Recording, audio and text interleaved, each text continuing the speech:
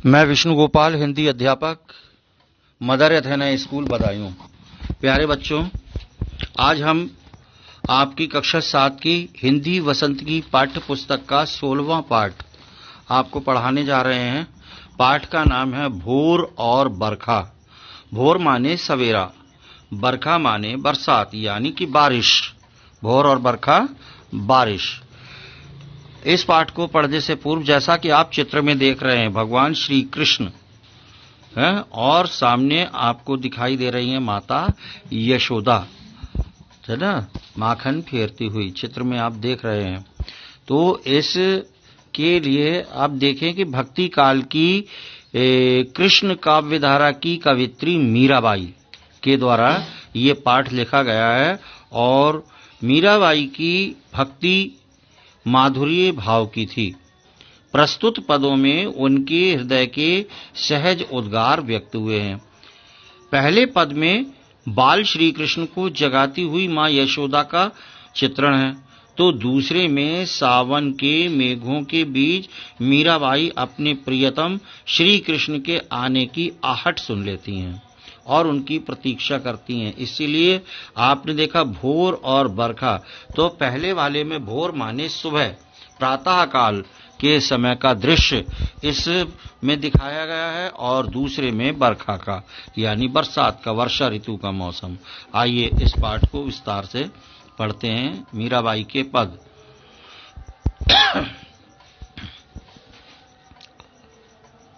प्यारे बच्चों, इस पद के माध्यम से मीराबाई कहना चाहती हैं कि प्रातः काल, सवेरा, भोर का समय है और वो यशोदा अपने पुत्र कृष्ण को जगा रही हैं और कह रही हैं, जागो बंसी बारे ललना। बंसी बारे क्योंकि वो बांसुरी को बजाते थे, बांसुरी बजाने वाले थे। बांसुरी की बड़ी मधुर मीठी तान अपनी बांसुरी से वो निकालते थे, इसलिए प्यार से उनको बंसी बारे भी कहा जाता है। उनका नाम है वंशीधर। तो वो कह रही हैं कि जागो बंसी बारे ललना, जागो मोरे प्यारे, मेरे प्यारे जागो मोरे प्यारे। रजनी बीती भोर भयो है, घर घर खोले किवारे। रजनी माने रात, रात्रि का पर्यायवाची शब्द है रजनी। आप याद करें और नोट भी कर लें, रात को रजनी भी कहते हैं। तो रजनी बीती, रात बीत चुकी है, बीत गई है। भोर भयो है, भोर माने सवेरा, सुबह हो गया है, दिन निकल आया है, रात बीत चुकी है। घर घर खुले किवारे, भोर की बेला में प्रातःकाल सुबह सुबह सबके घरों के किवाड़ खुल गए हैं, अर्थात सभी लोग जाग चुके हैं। केवल तुम ही सो रहे हो बेटा, तो मेरे प्यारे लल्ला तुम अब जाग जाओ।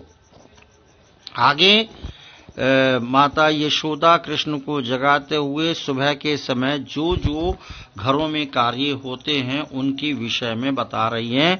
गोपी दही मथत सुनियत है, कंगना के झनकारे। गोपियां जो हैं दही मथ रही हैं, उन्होंने दही को मथना, गायों को दूह करके और दही को मथना शुरू कर दिया है, प्रारंभ कर दिया है। सुनियत हैं कंगना के झनकारे, और दही को मथते हुए उनके हाथों में जो कंगन है उन कंगनों की झनकार यानी झनक, उनकी खनक सुनाई दे रही है। दही मथने से जो आगे पीछे उनके हाथ हो रहे हैं उनमें पड़े हुए जो कंगन हैं उनकी खनकार यानी उनकी खनक और उनकी झनकार भी सुनाई दे रही है। उठो लालजी भोर भयो है, सुर नर ठाड़े द्वारे। अग्रिम पंक्तियों में कह रहे हैं लालजी माने लालन, मेरे प्यारे बेटे पुत्र उठ जाओ, भोर भयो है, दिन निकल आया है, सवेरा हो गया है। सुर नर ठाड़े द्वारे, दरवाजे पर सुर माने देवता, नर माने मनुष्य, मनुष्य और देवता है, ये सभी तुम्हारे दर्शनों के लिए खड़े हुए हैं। ग्वाल बाल सब करत कोलाहल, ग्वाल और बाल सभी क्या कर रहे हैं? कोलाहल माने शोर, कोलाहल मचा रहे हैं, शोर कर रहे हैं, खेल रहे हैं, कूद रहे हैं और जय जय शब्द उच्चारे, तुम्हारी जय घोष कर रहे हैं, जय जय का शब्द उच्चार रहे हैं। माखन रोटी हाथ मह लीनी गौवन के रखवारे। कह रही हैं माखन रोटी हाथ में लीनी, माखन और रोटी को हाथ में लेकर के, जो हाथ में लेते हैं और गौओं की रक्षा करते हैं, गौओं की रक्षा करने वाले, गौओं की रक्षक, गायों के रखवाले जो हैं वो आपकी सब जय जयकार बोल रहे हैं। मीराबाई कहती मीरा की प्रभु गिरधर नागर। मीरा तो भगवान कृष्ण की अनन्य भक्त थी, है ना। तो वो कह रही मीरा के तो प्रभु केवल गिरधर नागर ही हैं, गिरधर ही हैं, हैं कृष्ण भी हैं। शरण आया को तारे, जो उनकी शरण में आ जाता है उसका वो अवश्य तार देते हैं, उसका उद्धार वो कर देते हैं। तो मीरा के प्रभु गिरधर नागर शरण आया को तारे। इस प्रकार इस पद में जो है माता यशोदा कृष्ण को भोर की बेला में जगाने का प्रयास कर रही हैं।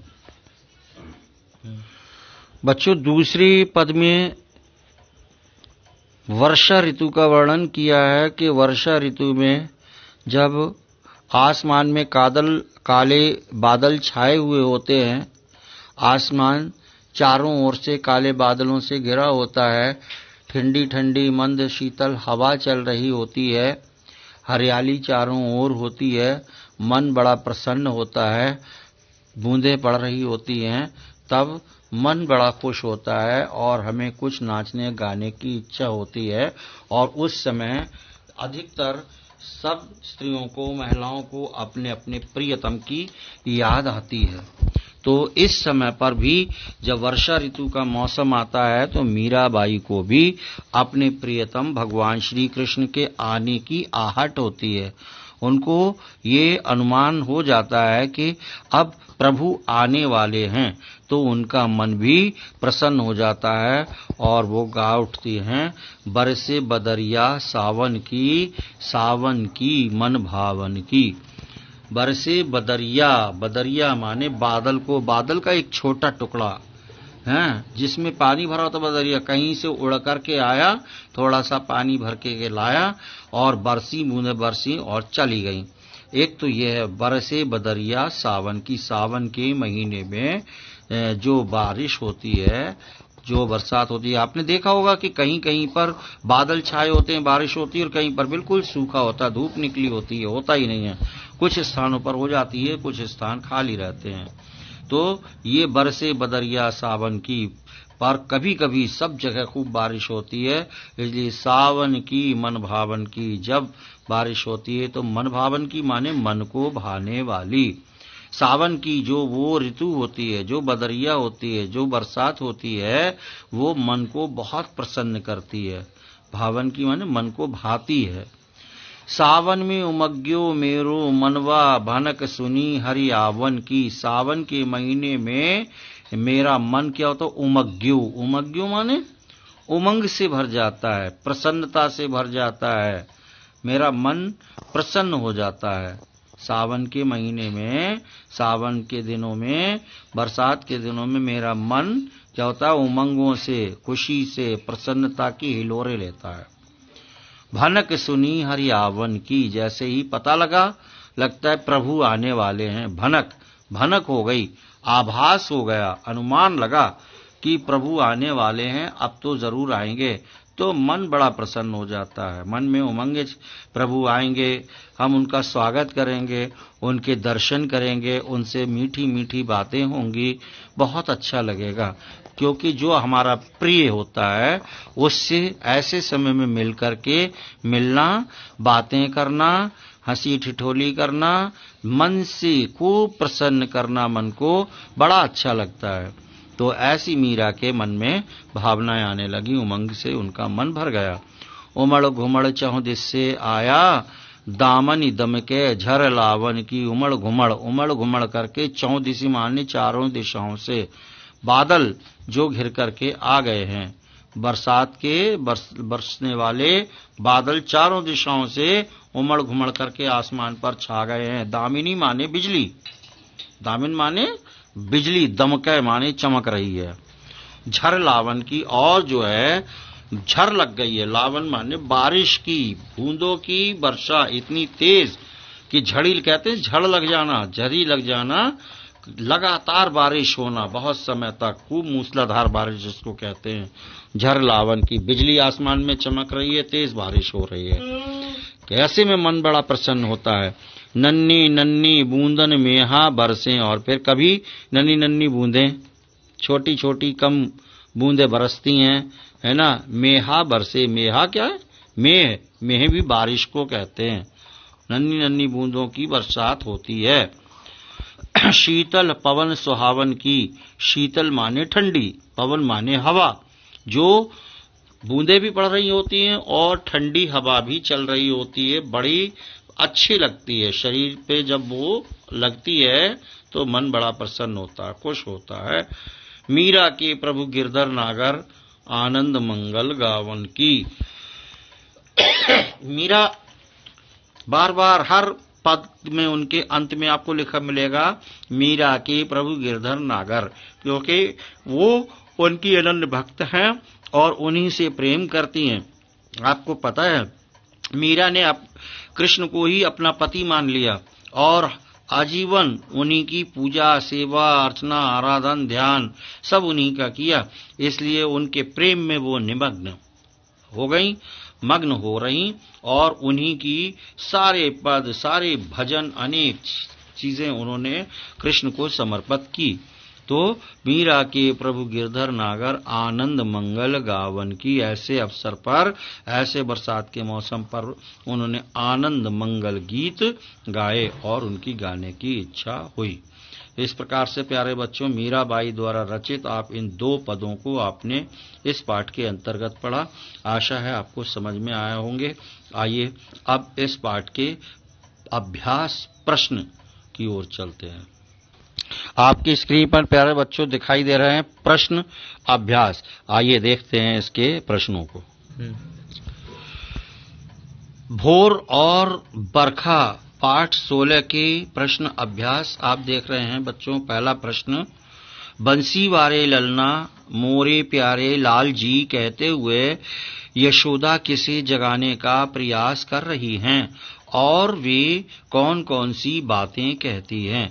उपयुक्त संबोधनों के माध्यम से यशोदा अपने प्यारे पुत्र श्री कृष्ण को जगाने का प्रयास कर रही हैं।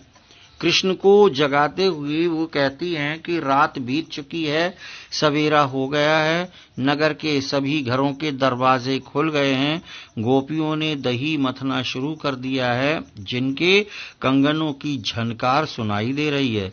यशोदा कहती हैं कि हे पुत्र, द्वार पर मनुष्य और देवगण तुम्हारे दर्शनों को खड़े हैं, अब उठ जाओ।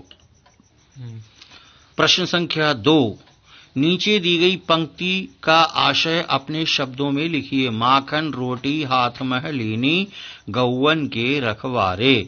प्रस्तुत पंक्ति का आशय ये है कि माता यशोदा श्री कृष्ण के स्वरूप का वर्णन करते हुए कह रही हैं कि जो कृष्ण गायों के रक्षक अर्थात उनके रखवाले हैं, उनकी रक्षा करने वाले हैं, वे अपने हाथों में माखन और रोटी को धारण किए हुए हैं, जो उन्हें बहुत प्रिय है।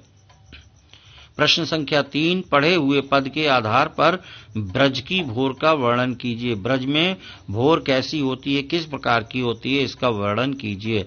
उत्तर देखिए, ब्रज में भोर होते ही घरों के दरवाजे खुल जाते हैं, गोपियां दही मथने लगती हैं, उनके कंगनों की खनक प्रत्येक घर से सुनाई देती है, ग्वाल बाल गायों को चराने के लिए वन जाने की तैयारी में निकल जाते हैं। प्रश्न संख्या 4 में मीरा को सावन मन भावन क्यों लगने लगा। मीरा को सावन मन भावन इसलिए लगने लगा क्योंकि सावन में उनका मन उमंग से भरा हुआ सा हो गया। इसका कारण ये था कि उन्होंने अपने आराध्य प्रियतम श्री कृष्ण के आने की भनक या आहट सुन ली थी। प्रश्न संख्या 5 देखेंगे। पाठ के आधार पर सावन की विशेषताएं लिखिए। पाठ के आधार पर सावन की जो विशेषताएं प्रकट होती हैं वे इस प्रकार हैं, जैसे सावन वर्षा ऋतु का महीना है, आकाश बादल से घिरा हुआ होता है और वर्षा की बूंदें बरसती हैं, बादल उमड़ घुमड़ कर चारों दिशाओं से आते हैं और ठंडी सुहानी हवा बहती रहती है। मौसम बड़ा सुहावना होता है, चारों ओर हरियाली होती है। ऐसे में प्रियतम की प्रतीक्षा में मन की जो व्यथा होती है वो अवर्णनीय है। प्रश्न संख्या 6 को देखिएगा। मीरा भक्ति काल की प्रसिद्ध कवित्री थीं। इस काल के दूसरे कवियों के नाम की सूची तथा उनकी एक एक रचना के नाम लिखिए।